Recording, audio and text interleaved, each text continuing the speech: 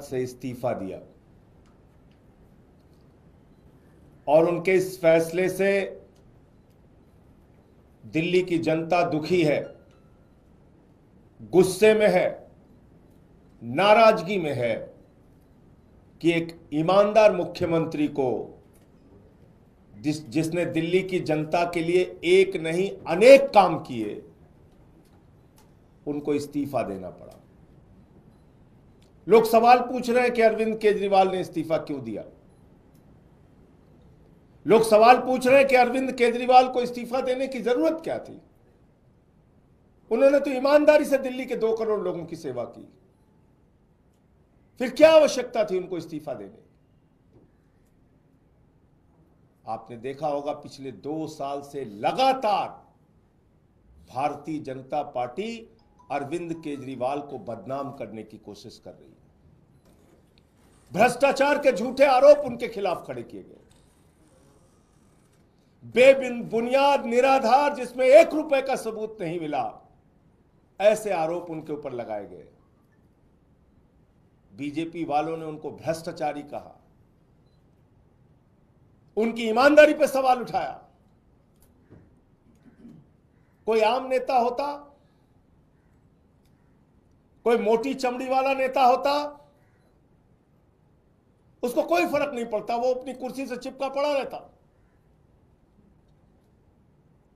लेकिन ये अरविंद केजरीवाल है, इन्होंने अपनी सच्चाई और ईमानदारी से यहां तक का सफर तय किया है और ईमानदारी से दिल्ली के लोगों की सेवा की है।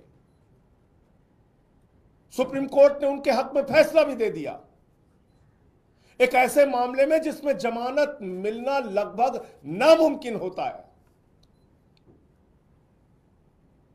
कोई और नेता होता तो कहता कि सुप्रीम कोर्ट से हमें जमानत मिल गई, काफी है। सुप्रीम कोर्ट ने कह दिया कि सीबीआई ने, ईडी ने जो कार्रवाई की है वो दुर्भावना से की है, राजनीति से प्रेरित होकर की है, पिंजरे में बंद तोते की तरह काम किया है। कोई और नेता होता तो कहता सुप्रीम कोर्ट ने हमारे हक में फैसला सुना दिया, जमानत दे दी, अब अपने पद पर बना रहूंगा। लेकिन अरविंद केजरीवाल ने तय किया हम जनता की अदालत में जाएंगे। जनता की अदालत में जिसकी सेवा हमने ईमानदारी से की है, पिछले 10 सालों में हम उनके पास जाएंगे और उनसे अपनी ईमानदारी का प्रमाण पत्र लेके आएंगे। मुझे पूरा भरोसा है दिल्ली की जनता प्रचंड बहुमत के साथ अरविंद केजरीवाल को ईमानदारी का प्रमाण पत्र देगी, कि उन्होंने पूरी सच्चाई के साथ, ईमानदारी के साथ दिल्ली के लोगों की सेवा की है। मुख्यमंत्री के तौर पे बहुत सारी सुविधाएं किसी भी व्यक्ति को मिलती हैं, अरविंद केजरीवाल को भी वो सुविधाएं मिली हैं। कल जब उन्होंने इस्तीफा दिया तो पहली बात उन्होंने की कि अब हम ये सारी सुविधाएं छोड़ देंगे, मुख्यमंत्री को मिलने वाली सारी सुविधाएं छोड़ देंगे। बाकी नेताओं की हालत हम जानते हैं, अगर कभी किसी पद पे पहुंच गए, कोई सुविधा मिल गई तो उसको नहीं छोड़ने के लिए सालों साल लड़ाई लड़ते हैं, घर से मकान से चिपके रहते हैं। लेकिन अरविंद केजरीवाल ने फैसला किया है कि उन्होंने कहा हम अपना मकान खाली करेंगे, हम अपना घर खाली करेंगे, 1 हफ्ते के अंदर हम अपना घर खाली करेंगे। उनकी सुरक्षा को लेकर भी सवाल है, एक नहीं कई बार उनके ऊपर हमले हुए। हमने उनसे कहा, समझाने की कोशिश की कि आपकी सुरक्षा को खतरा है, कई बार आप पे हमला हो चुका है, मां बाप घर में थे उस वक्त भी उनके घर पे हमला हो चुका है। भारतीय जनता पार्टी के लोगों ने हमला किया है।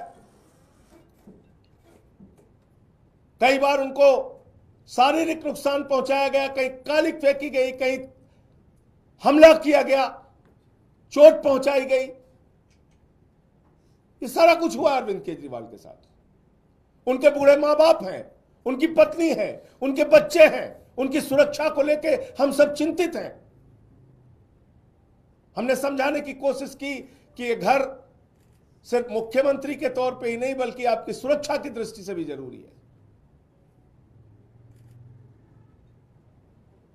लेकिन उन्होंने तय किया कि हमारी रक्षा भगवान करेगा, ईश्वर करेगा। मैं 6 महीने जेल में रहा, खूंखार अपराधियों के बीच में रहा, लेकिन बावजूद इसके ईश्वर ने मेरी रक्षा की, ईश्वर ही मेरी रक्षा करेगा, मुझे घर की कोई चिंता नहीं। तो उन्होंने घर छोड़ने का फैसला किया। घर छोड़ के लोगों के बीच में रहेंगे, आम लोगों के बीच में रहेंगे। अभी तय नहीं है कहां रहेंगे, लेकिन आप सबके प्यार से, आशीर्वाद से कोई ना कोई ठिकाना तय होगा जहां पर वो रहेंगे। लेकिन सवाल आज अरविंद केजरीवाल मात्र का नहीं है, सवाल है दिल्ली की 2 करोड़ जनता का। अरविंद केजरीवाल के साथ तो जो बीजेपी वाले कर रहे हैं वो आप देख रहे हैं, खुली आंखों से देख रहे हैं। झूठे भ्रष्टाचार के आरोप लगाए, जेल में उनको पकड़ के डाल दिया, उनके शिक्षा मंत्री को जेल में डाल दिया, स्वास्थ्य मंत्री को जेल में डाल दिया, पूरी पार्टी को तोड़ने की कोशिश की, आम आदमी पार्टी को खत्म करने की कोशिश की, अरविंद केजरीवाल की राजनीति को खत्म करने की कोशिश की। लेकिन आपके आशीर्वाद से अरविंद केजरीवाल ने अपने हौसले से उनकी इस राजनीति को जवाब देने का काम किया। अब समय आपका है, दिल्ली के लोगों का है, क्योंकि देश के प्रधानमंत्री तो खुलेआम कहते हैं मुफ्त की सुविधाएं बिल्कुल नहीं मिलनी चाहिए, बंद हो जानी चाहिए मुफ्त की सुविधाएं। आपको सोचना है, अरविंद केजरीवाल नहीं होगा तो दिल्ली का क्या होगा, अरविंद केजरीवाल नहीं होगा तो दिल्ली के लोगों का क्या होगा। जो बच्चों को मुफ्त शिक्षा मिलती है वो शिक्षा बंद हो जाएगी। 27 साल हो गए गुजरात के अंदर, एक भी स्कूल ऐसा नहीं बन पाया जिसमें प्रधानमंत्री अपनी फोटो खिंचवा सके और दिखा सके कि यह हमारा सरकारी स्कूल है। उनको टेंट का स्कूल गुजरात में, अहमदाबाद में चुनाव के दौरान बनवाना पड़ता है दिखाने के लिए। एक स्कूल नहीं बनवा पाए देश के प्रधानमंत्री 27 साल के शासन के बाद गुजरात के अंदर। पूरे देश में बताइए, भारतीय जनता पार्टी शासित राज्यों में जो स्कूल अरविंद केजरीवाल ने बनवाया, ऐसा एक स्कूल किसी राज्य में बनाओ। बच्चों के लिए मुफ्त शिक्षा की सुविधा, मोहल्ला क्लिनिक की सुविधा, जहां फ्री दवा, free test, free ultrasound, free इलाज, ये बंद हो जाएगा। ये मोहल्ला क्लिनिक बंद कर देगी बीजेपी, ये मुफ्त की दवाएं बंद कर देगी, क्योंकि वो तो दिल्ली के लोगों को अपमानित करते हैं, कहते हैं मुफ्त खोर हैं, मुफ्त खोर हैं। याद रखना, आपको गालियां देते हैं ये तो अरविंद केजरीवाल है जो लड़ लड़ के आपके लिए सुविधाएं लेके आते हैं। 9 दिन तक एलजी के घर पे धरने पर बैठ के कहते हैं नहीं, मोहल्ला क्लिनिक की फाइल पास करो। अरविंद केजरीवाल नहीं होंगे तो ये मोहल्ला क्लिनिक बंद होंगे। फ्री बिजली लोगों का सपना था। दिल्ली के अंदर चुनाव प्रचार में अरविंद केजरीवाल जी जाते थे, लोग हाथ पकड़ लेते थे, कहते थे हमारी झुग्गियों में हजारों का, लाखों का बिल आया है केजरीवाल साहब। वो अरविंद केजरीवाल है जिन्होंने कहा गरीब के घर में रोशनी तो होनी चाहिए, लेकिन उस रोशनी की कोई कीमत नहीं होनी चाहिए। फ्री बिजली किया। हिंदुस्तान की आजादी के बाद पहला मुख्यमंत्री जिसने फ्री में लोगों तक बिजली पहुंचाने का काम किया वो अरविंद केजरीवाल है।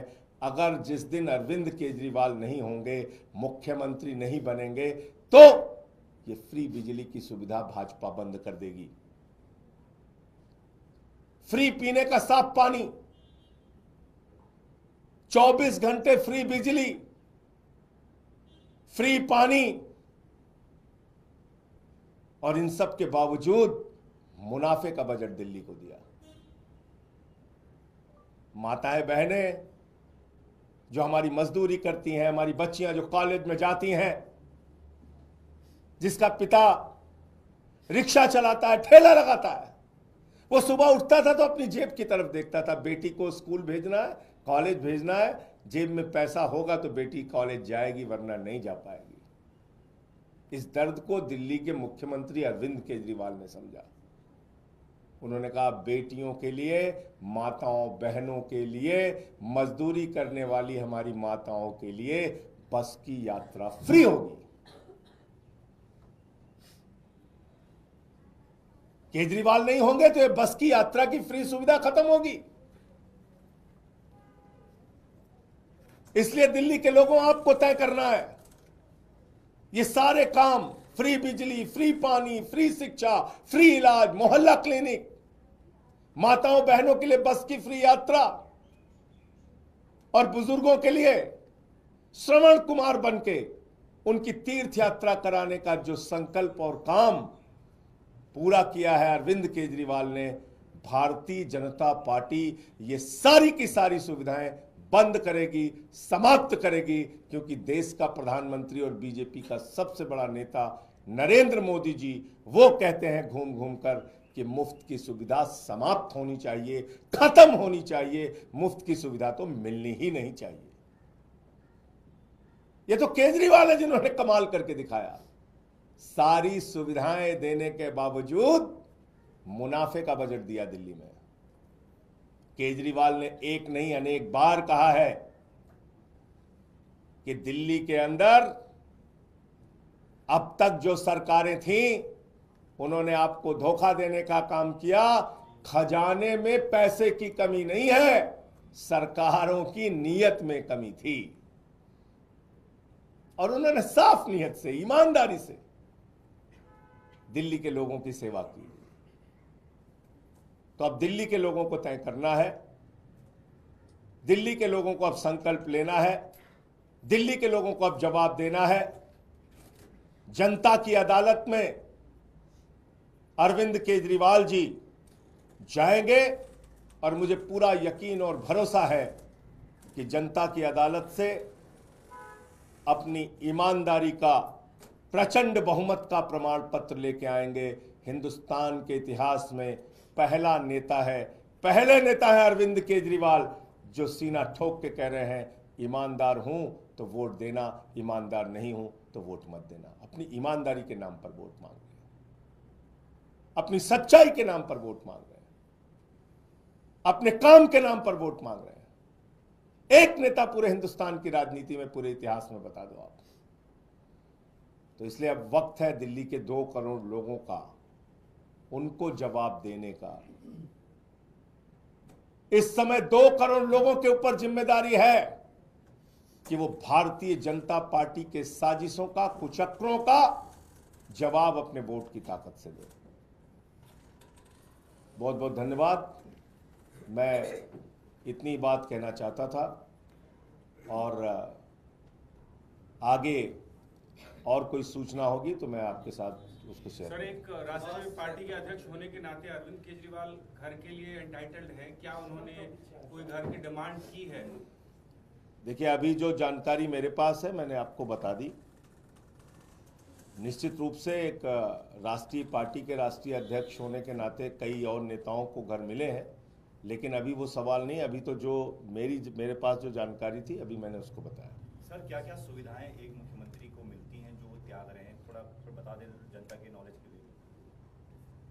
अरे भाई, जो भी सुविधाएं मिलती हैं, घर गाड़ी सब त्याग देंगे,